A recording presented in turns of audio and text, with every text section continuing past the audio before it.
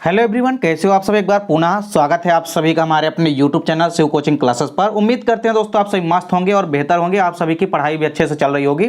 देखिए आज की इस वीडियो हम देखेंगे क्लास 12 बायोलॉजी एनसीईआरटी चैप्टर 9 हमारा चल रहा है। देखिए चैप्टर 9 में इसके पहले भी हमने एक वीडियो प्रोवाइड करवा दी है जेनेटिक इंजीनियरिंग के ऊपर, यानी कि आनुवांशिक अभियांत्रिकी के ऊपर।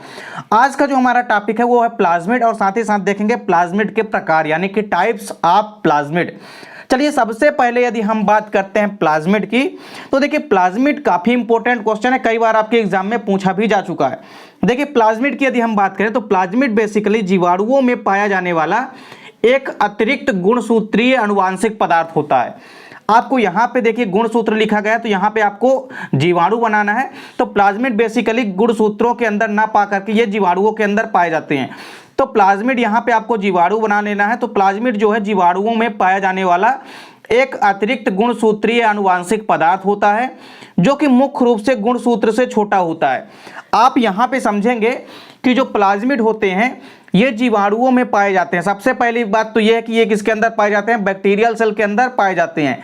और बैक्टीरियल सेल यानी कि जीवाणु कोशिकाओं के अंदर पाया जाने वाला अतिरिक्त गुणसूत्रीय अनुवांशिक पदार्थ होता है। देखने में एकदम से गुणसूत्र के समान लगेगा, एक प्रकार का अनुवांशिक पदार्थ होता है जो कि कैसा होता है, गुणसूत्र लाइक होता है, मतलब गुणसूत्र के जैसे दिखता है। और ये एक नॉर्मल गुणसूत्र की अपेक्षा छोटे आकार के होते हैं।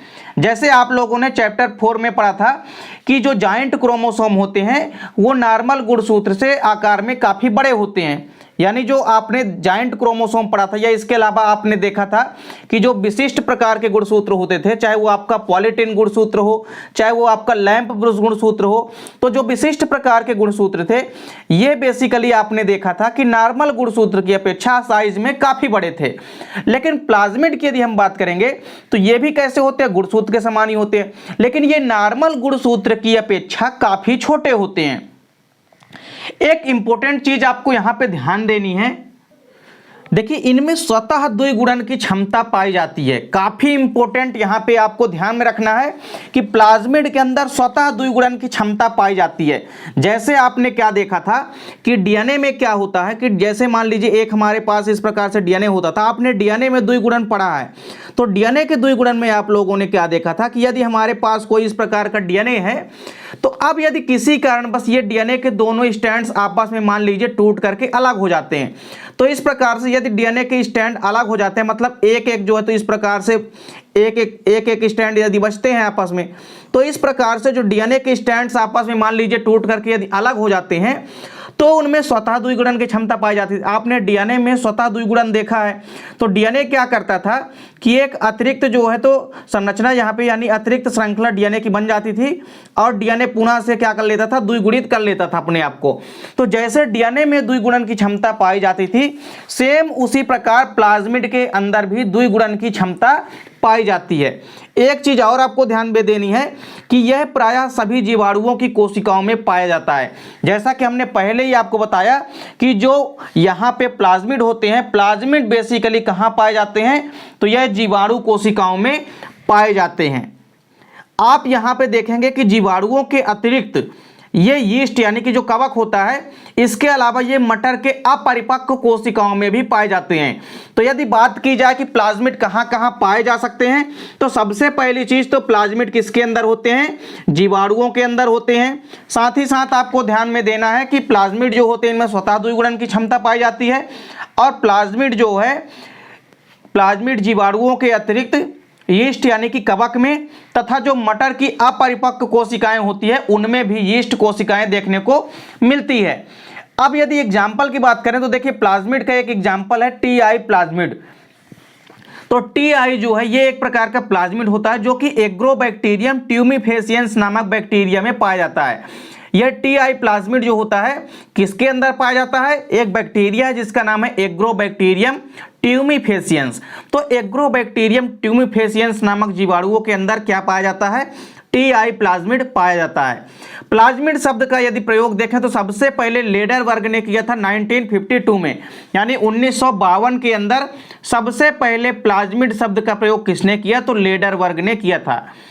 देखिए इसके अलावा प्लाज्मिड में स्वयं की पुनरावृत्ति तथा स्थानांतरण की भी क्षमता पाई जाती है। प्लाज्मिड के अंदर स्वतः द्विगुणन की क्षमता तो पाई ही जाती है, साथ ही साथ प्लाज्मिड के अंदर पुनरावृत्ति और स्थानांतरण की भी क्षमता पाई जाती है। तो इस प्रकार से आप पाएंगे कि जो प्लाज्मिड होता है इनमें स्वतः पुनरावृत्ति की क्षमता भी पाई जाती है, साथ ही साथ जो है इनमें स्थानांतरण की भी क्षमता पाई जाती है, मतलब एक स्थान से दूसरे स्थान तक प्लाज्मिड जो है जा भी सकते हैं। तो इनका ट्रांसमिशन भी एक स्थान से दूसरे स्थान तक संचरित हो सकते हैं। चलिए टाइप्स ऑफ प्लाज्मिड देखते हैं। तो प्लाज्मिड जो है बेसिकली यदि हम कार्यों के आधार पर देखें यानी फंक्शंस के आधार पर, तो प्लाज्मिड मुख्य रूप से 5 प्रकार के होते हैं। तो यही आपके अक्सर एग्जाम में पूछे जाते हैं। 5 प्रकार के प्लाज्मिड आपको ध्यान में रखना है। पहला यदि बात करें तो देखिए प्लाज्मिड के प्रकारों में पहला प्रकार है फर्टिलिटी एफ प्लाज्मिड।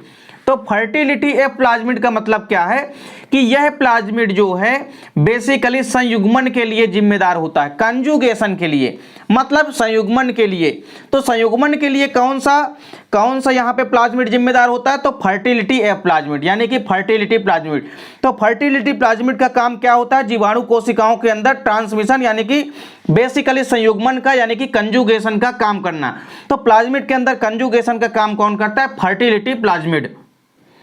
इसके बाद देखिए दूसरा जो प्लाज्मिड है वो कहलाता है प्रतिरोधी प्लाज्मिड। प्रतिरोधी प्लाज्मिड का मतलब है कि यह एक ऐसा प्लाज्मिड या जीन होता है जो कि प्रतिजैविक के विरुद्ध प्रतिरोध उत्पन्न करता है। मतलब जैसा कि नाम से स्पष्ट है कि प्रतिरोधी प्लाज्मिड, मतलब इसका काम है प्रतिरोध उत्पन्न करना। तो यह एक प्रकार का जीन होता है जो कि प्रतिजैविक के प्रति प्रतिरोध उत्पन्न करता है। इसके बाद देखिए कोल प्लाज्मिड, तीसरा जो प्लाज्मिड का प्रकार है वो है कोल प्लाज्मिड।